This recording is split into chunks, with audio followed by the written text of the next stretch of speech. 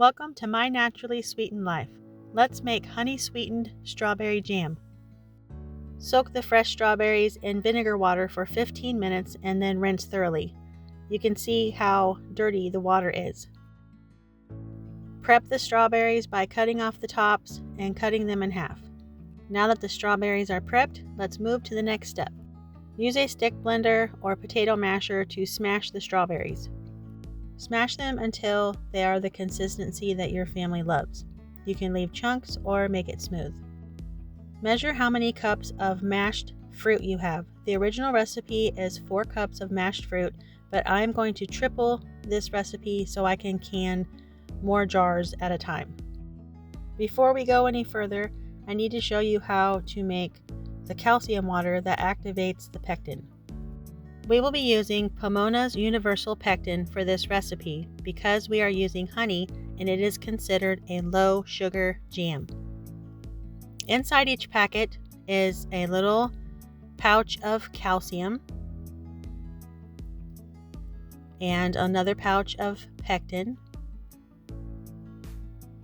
And it also comes with a really nice insert that tells you instructions about jams and jellies and gives you a list of recipes, and it tells you how to can jam.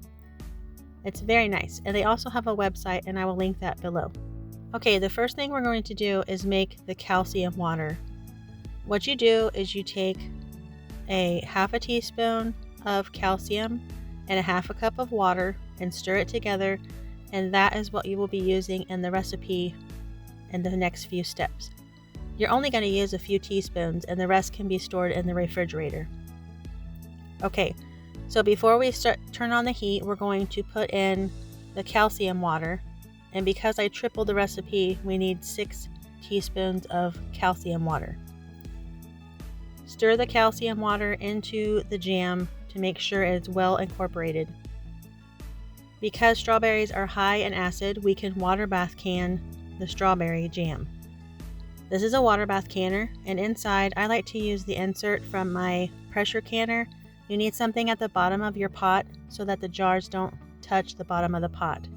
So this is a water bath canner, and that's what we'll be using to process the jam. We're going to turn the heat up to almost medium so that it will start to heat the water.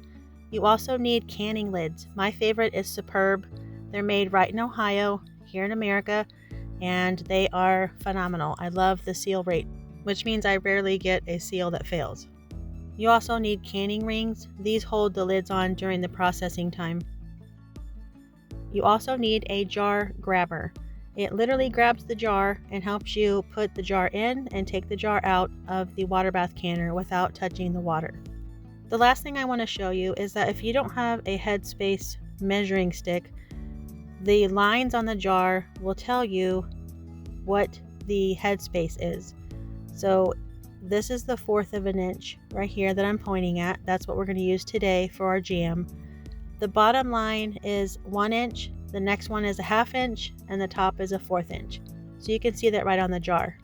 Now we're going to mix together the pectin and the sweetener. You want to mix the pectin into the honey until it's thoroughly combined.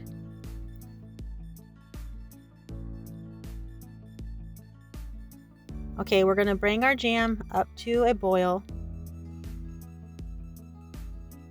and then once it's to a boil, you add the pectin and honey mixture.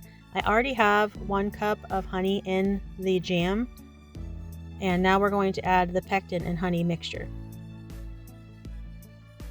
And that's going to cool off your jam a little bit, so you're going to have to bring that back up to a boil once you get it all scraped out of the jar. Give it a good stir. You want to dissolve the pectin, make sure everything is thoroughly combined, and then like I said, bring it back up to a boil. And then once it's up to a boil, we will take it off the heat. Okay, now we're going to ladle the jam into the jars. I'm using pint jars today, but you could also use 1/2 pint jars as well.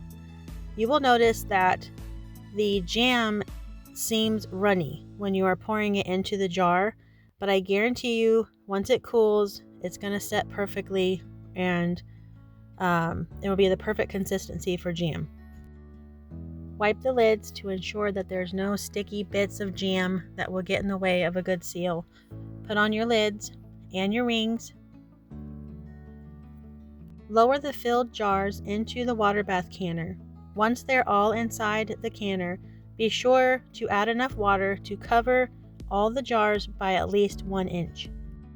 I needed to add a little bit more water, so we're going to put the lid on and we're going to let that water come back up to a boil. Once it's at a full boil, we're going to place the lid back down and start our timer for 10 minutes. Add 1 minute more for every 1,000 feet above sea level. After the 10 minutes is up, we're going to turn the heat off. We're going to take the lid off of the canner and we're going to let this sit for about 5 minutes to let everything cool off and the water to stop boiling. And after that, we're going to take our jar grabber and pull them out of the water bath canner onto a towel-lined countertop. Let your jars cool completely and then take the rings off, check for a good seal, wash the outside of your jars, and then label them and store them in a cool, dry place for up to a year. If you would like the full printable recipe and instructions, come on over to mynaturallysweetenedlife.com. And as always, thanks for watching, and I'll talk to you later.